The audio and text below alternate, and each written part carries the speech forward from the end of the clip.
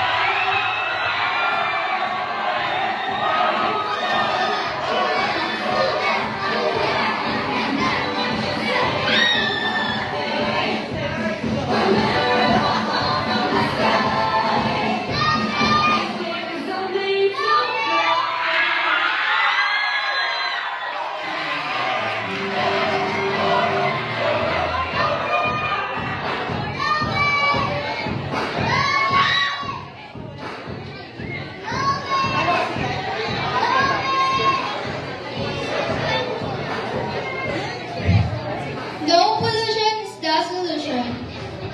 Mabuhay, Picafeyans! My name is Francine Joy D.L. Bautista, the representative of none other than Grade 7J. My name is Elijah Andre Lopez, and I advocate for conduct and encourage the elected officials to provide for global poverty.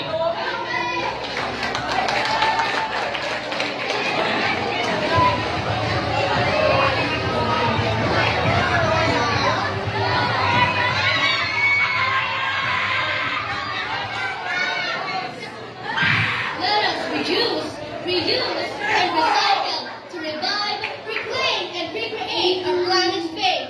Mabuhay, Picafeyans! My name is Victoria Sanidad, confidently beautiful with the purpose of changing the world, representing Grade 8 Emerald!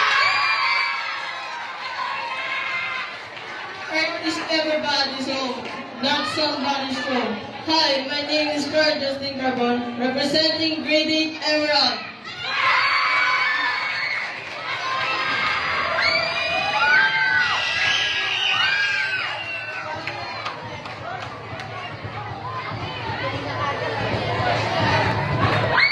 Reduce, every single use of plastic. Good morning, Picafeyans. My name is Mielas Miji Omari, representing the Greatest Sapphire. Let's protect our environment today for a thriving tomorrow for all living beings. Good morning, Picafeyans. My name is Derek Winchester, representing Grade 9 Sapphire.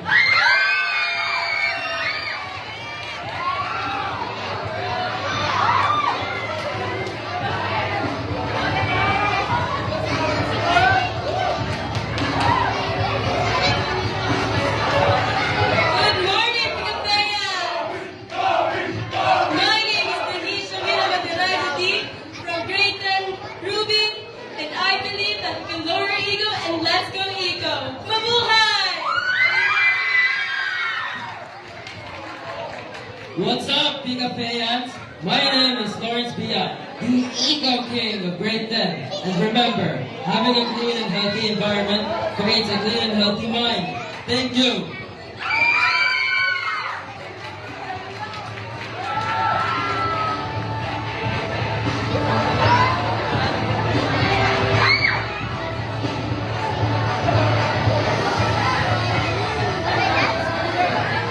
Good morning. My name is Angel May L. Albina, representing Grade 11 Zircon, and I believe be part of the solution, not part of the pollution. Good morning, everyone. My name is Albert Gazas, C-Science, representing Grade 11, and I believe that ecology is not somebody's work, it's everybody's work.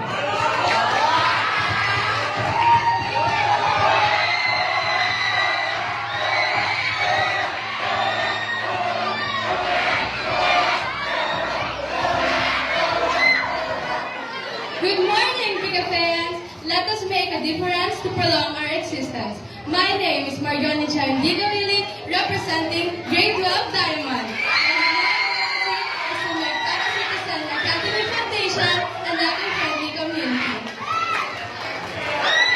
What's up, Nico? My name is Ruben Gianni from Grade 12 Taiwan, and my advocacy is youth engagement and protecting Earth sustainability. And please welcome your host for today.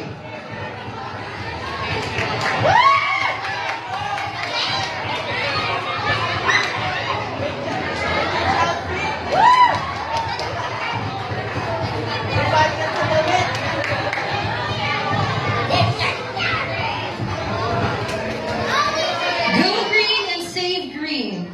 Mabuhay, Pika fans! Again, I'm Teacher Cherry, your host for today. Save Earth and save the future. Good morning once again, Pika fans! Also, I'm your host for today, Teacher Errol. Wow, you look stunning today, Teacher Chara. Teacher, ano wala bang bago? And you too, of course. Alam mo, Teacher Aaron, hindi na rin ako makapag-intay kasi grabe, oh. Talaga naman talaga, no? I cannot wait kung sino talaga ang mananalo by this time at makakauwi ng Corona at tatanghaling first ever Evo King and Queen 2023! Totoo yan, sir. Kaya naman ngayon pa lang sisimulan na natin ang pagkilati sa kanilang angking talino. We will begin our question and answer. And for our question and answer, we will be showing you different pictures. And the only thing that you will do is to observe and analyze it. So there's no question at all, so you just need to observe the picture. And you only have 30 seconds to expound your answer. So let's start with our Evo King